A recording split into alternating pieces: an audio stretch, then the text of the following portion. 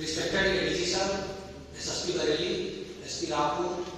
यहाँ उपस्थित 9 जनपदों से जो आप लोग डिजिटल वॉलंटियर्स आए हुए हैं, यहाँ हमारे जो भी पुलिसकर्मी उपस्थित हैं, सभी लोग सोशल मीडिया के संबंधित और जो भी प्रेस के बंधु हैं, आप सभी लोग जान रहे हैं कि आज हम लोग इस मुद्दे पर यहाँ जो एकत्र हुए हैं, तो एडीजी सर का ये कहना था कि एक बार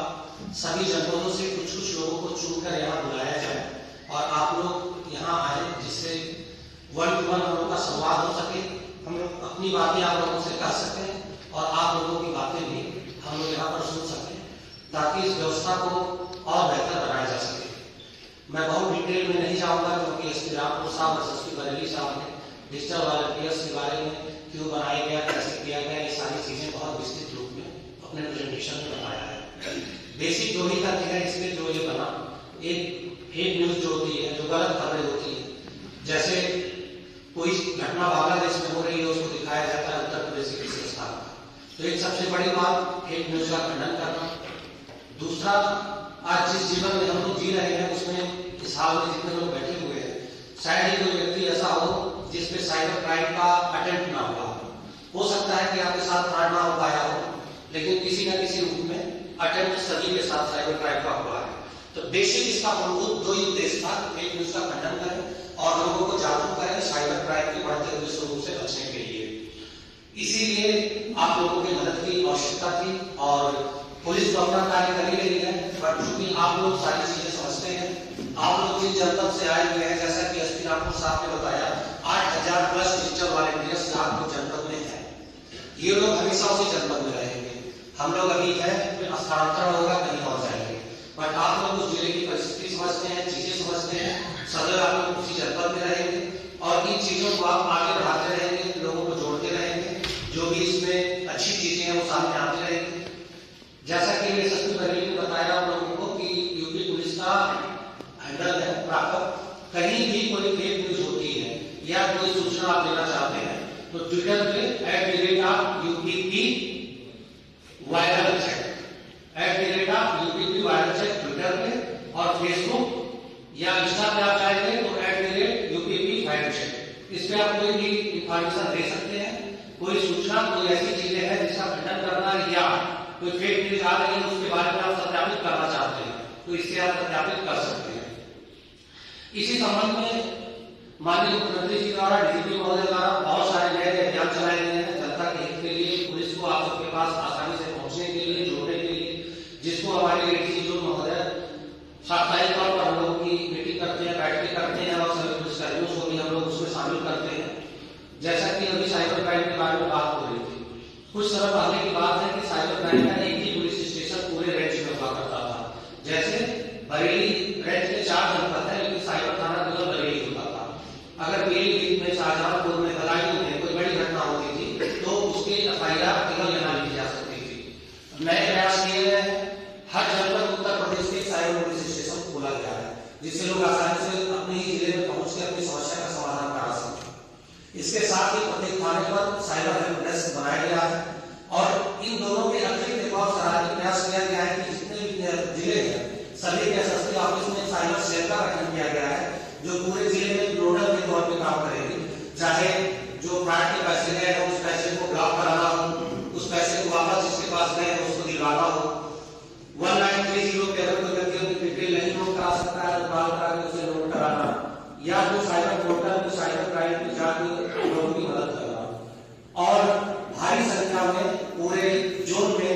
एडीजी सर के नेतृत्व में इसमें अच्छी खासी सफलता पुलिस को मिल रही है और पब्लिक का इसका बहुत लाभ हो रहा है। बहुत सारे केसेस हम लोग के पास डेली ऐसे आते हैं बड़ी बड़ी घटनाओं के, जिसका निस्तारण इससे हो रहा है। बहुत सारे लोग जिनकी जीवन भर की पूंजी है रिटायर हो रहे हैं, छोटे से फ्रॉड में साइबर क्राइम में फंसते हैं, सारे पैसे चले जाते हैं। बहुत सारी घटनाएं हो रही है। डिजिटल अरेस्ट का लोगों ने नाम सुना होगा, हो सकता है आप में कई लोग ऐसे होंगे जिनके किसी न किसी जानने वाले के साथ डिजिटल अरेस्ट की घटना हो चुकी हो और लोग किसी भय से, किसी कारण से फंस जाते हैं और सूचना किसी को नहीं दे पाते हैं। इन सभी चीजों के निस्तारण के लिए ये बना और इसमें भी आप सभी लोगों के सहयोग की आवश्यकता है। ये बिंदु मैं आप लोगों से इसलिए कह रहा हूँ, साइबर क्राइम रोकने का एक ही तरीका है, जागरूकता।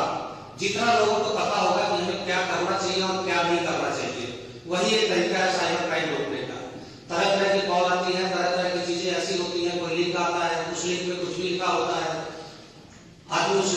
लेता है, उसके बाद वो फ्लड का शिकार हो जाता है। तो जो भी आप लोग डिजिटल वॉलंटियर्स हैं, हम लोग आप लोगों से इसमें सहयोग चाहेंगे।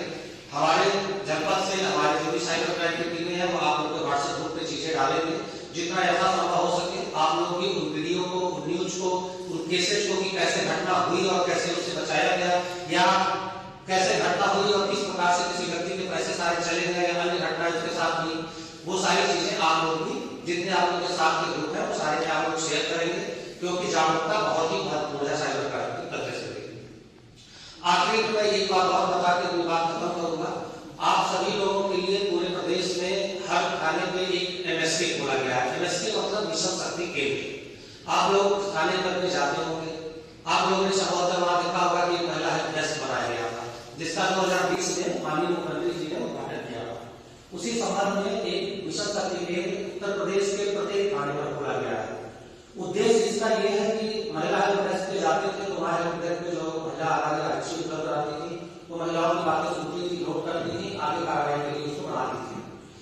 इन सभी चीजों को समाहित करके थाने में एक चौकी के रूप में मिशन शक्ति केंद्र खोला गया है, जहां पर बहुतायत में जो स्टाफ होगा वो महिला होगा, उसके प्रभारी होंगे।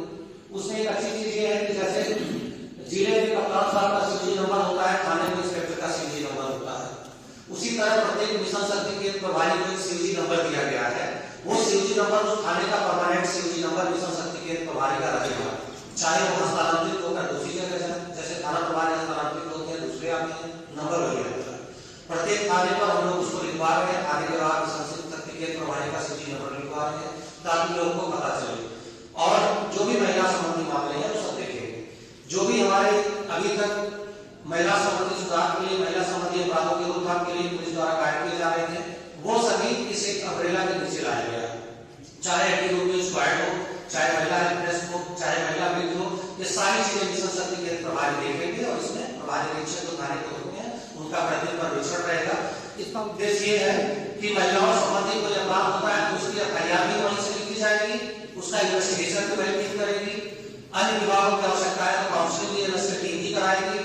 आर्थिक सहायता जो उपलब्ध कराना है पीड़िता को वो भी एमएसके की टीम ही करेगी। इसके अलावा मानसिक रूप से किसी काउंसलिंग की व्यवस्था अगर करानी है तो वो भी एमएसके कराएगी।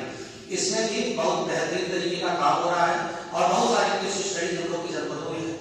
पीलीभीत से कुछ लोग आए होंगे, यहाँ पीलीभीत से जो वॉलंटियर्स आप लोग आए हुए हैं, आपके जिले में अभी कुछ दिन पहले ही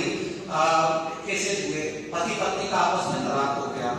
दो छोटी बच्चियां थी, उन छोटी बच्चियों को पालने वाला कोई नहीं था, दो लोग साथ में रह रहे थे, तो मिशन शक्ति केंद्र की टीम वहां पर गई, संपर्क किया, एक बच्ची का क्लास 3 में, एक बच्ची का क्लास 6 में एडमिशन कराया, उनके कपड़े वगैरह दिलवाए, विभागों से भी सहयोग करा के अब वो बच्चे अपने नानी नाना के घर रहे हैं, अच्छे से पढ़ रहे हैं। एक अच्छी बात है जिसको जगह जगह सराहा गया। इसी तरह से एक घटना और है, वहां पे एक महिला बुजुर्ग थी, वृद्धाश्रम में रहती थी, उनको इलाज कराने के लिए पैसे नहीं थे, बैंक जा नहीं सकते थे। मिशन शक्ति की टीम घर गई, उनके बैंक वालों से संपर्क किया, बैंक के अधिकारियों को लेकर उनके आश्रम गई, वहां से उनका खाता खुलवा के उनका जो वृद्धा पेंशन हो रहा था वो सब दिलवाया और 8 दिसंबर को उनकी किस्त उनके खाते में जानी शुरू हो गई। ये सब एडीजी जोन सर के नेतृत्व में जोन की 9 जनपदों की सभी पुलिस, सभी जो अधिकारीगण है, सबके सम्मिलित प्रयास से हो रहा है और आप सभी का इसमें प्राथमिक सहयोग रहता है। आप लोगों से अपेक्षा है कि आप लोग अपने आप को पुलिस का एक अंग समझकर सक्रिय रूप से भागीदारी करें। फिर मैं वही बात दोहराऊंगा कि हम लोग को यहाँ रहना है कि जाना है समाज में, कोई दूसरा है। आप लोगों को अपने जनता में सदैव रहना है, खुद भी जागरूक रहिए, अपने परिवार में जो चिंतक है उनको भी जागरूक रखिए, साथ ही अपने